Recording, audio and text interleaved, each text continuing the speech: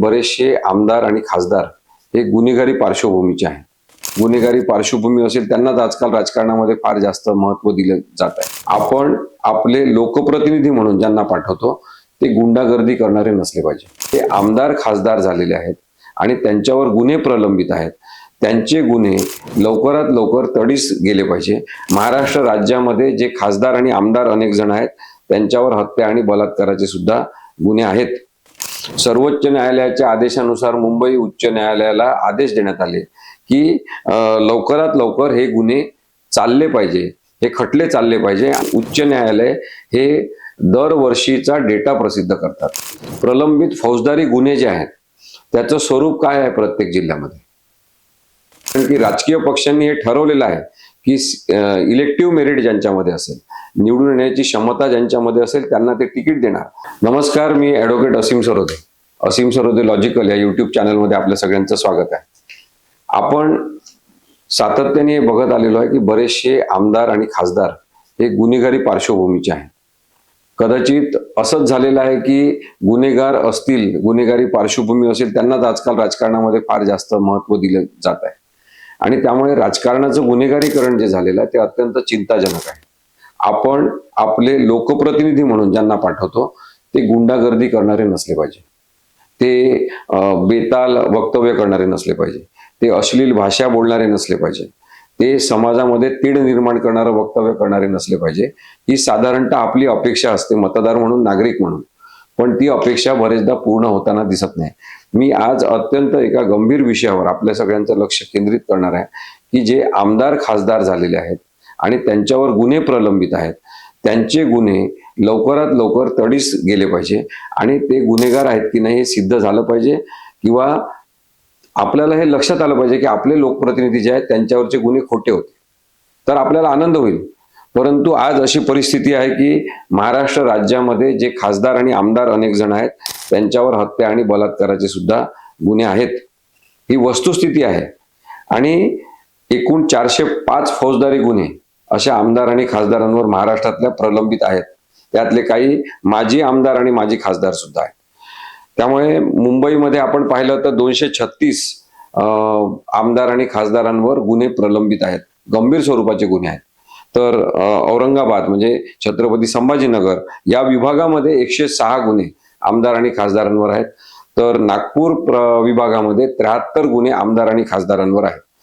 हत्येचा प्रयत्न केल्याचे 16 गंभीर गुन्हे आमदार आणि खासदारांवर रजिस्टर झालेले आहेत आणि फसवणुकीचे 60 गुन्हे रजिस्टर झालेले आहेत.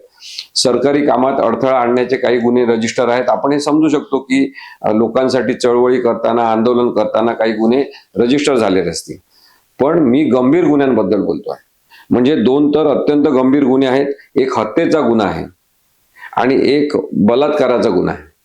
हत्येचा गुन्हा हा कोल्हापूर विभागामध्ये आहे, तर बलात्काराचा गुन्हा हा भंडाऱ्यामध्ये एका जणाविरुद्ध रजिस्टर झालेला आहे.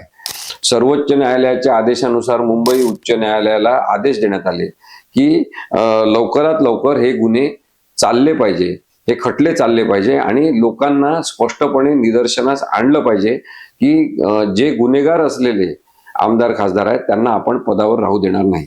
हा विश्वास लोकांमध्ये निर्माण करण्यासाठी या केसेस लवकरात लवकर चालवा, तातडीने याचे निकाल द्या असे निर्देश देण्यात आले. आणि तेव्हापासून उच्च न्यायालय हे दरवर्षीचा डेटा प्रसिद्ध करतात, दरवर्षीची आकडेवारी प्रसिद्ध करतात. ती आकडेवारी जी प्रसिद्ध झालेली आहे त्याच्यानुसार 405 गुन्हे हे आपल्या लोकप्रतिनिधींवर, ज्याच्यामध्ये अनेक जण आमदार आहेत आणि खासदार आहेत, त्यांच्यावर रजिस्टर आहेत. मग आपण जर पाहिलं तर आपल्याला दिसते की प्रलंबित फौजदारी गुन्हे जे आहेत त्याचं स्वरूप काय आहे प्रत्येक जिल्ह्यामध्ये. आपण पाहू शकतो की मुंबई 60 जणांवर गुन्हे आहेत, नाशिकमध्ये 20 लोकप्रतिनिधींवर गुन्हे आहेत, धुळ्यामध्ये 10 लोकप्रतिनिधींवर गुन्हे आहेत, नंदुरबारमध्ये 6, जळगावमध्ये 18 जणांवर असे गुन्हे रजिस्टर आहेत, बुलढाण्यामध्ये 12, अमरावतीमध्ये 19, नागपूरमध्ये 10, त्यानंतर भंडाऱ्यामध्ये 4, गोंदियामध्ये 5, वर्धा जिल्ह्यात 5, चंद्रपूर जिल्ह्यात 4 जण असे आहेत आमदार आणि खासदार ज्यांच्यावर गुन्हे नोंद आहेत. यवतमाळ जिल्ह्यामध्ये तब्बल 11 आमदार आणि खासदारांवर गुन्हे रजिस्टर आहेत. जालन्यामध्ये 1 गुन्हा रजिस्टर आहे, नांदेडमध्ये 4 गुन्हे रजिस्टर आहेत, परभणीमध्ये 26 गुन्हे रजिस्टर आहेत, लातूरमध्ये 1 गंभीर गुन्हा रजिस्टर आहे, धाराशिवमध्ये 2 गुन्हे रजिस्टर आहेत, कोल्हापूर जिल्ह्यामध्ये 18 गुन्हे रजिस्टर आहेत आमदार आणि खासदारांवर.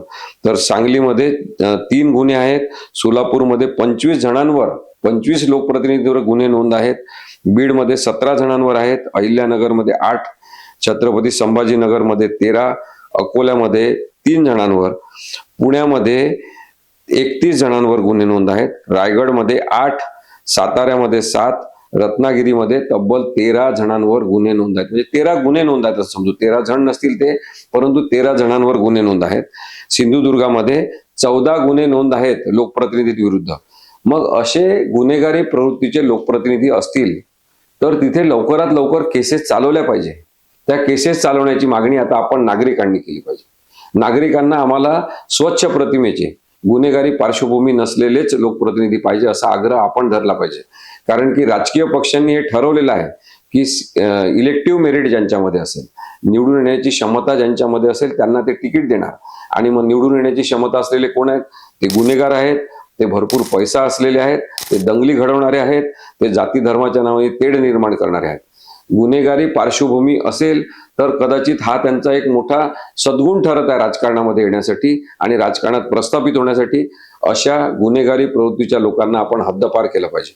नागरिकांनी हे समजू नये की मतदान झालं, मतदान आपण केलं आणि आता आपला हक्क संपला. आपला हा जो कायदेशीर हक्क आहे इतक्या पुरतीच मर्यादित नाही, तर आपल्याला चांगलं प्रशासन मिळालं पाहिजे. शासन लोकांसाठी काम करणारं पाहिजे. शासन हे टक्केवारीवर, कमिशनवर काम करणाऱ्या गुन्हेगारी पार्श्वभूमीच्या लोकप्रतिनिधींचं नाही, हे आपलं आहे. आपण मालक आहोत.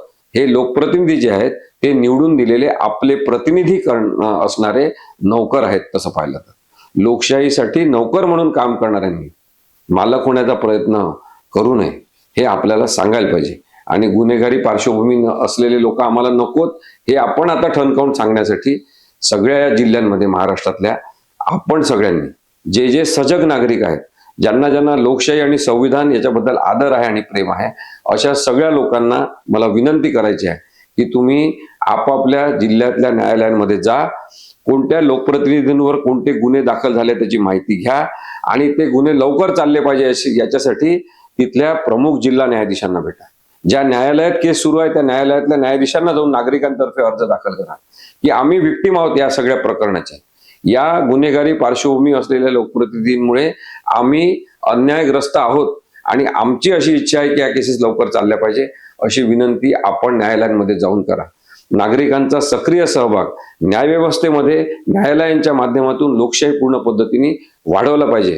तेव्हाच कुठे हे गुन्हेगारी पार्श्वभूमीचे जे लोकप्रतिनिधी आहेत ते हद्दपार होतील. लोकशाही आपल्याला शुद्ध करायची आहे, स्वच्छ करायची आहे, तरच संविधानाबद्दलचा आदर आपण व्यक्त करू शकतो. After all it's logical.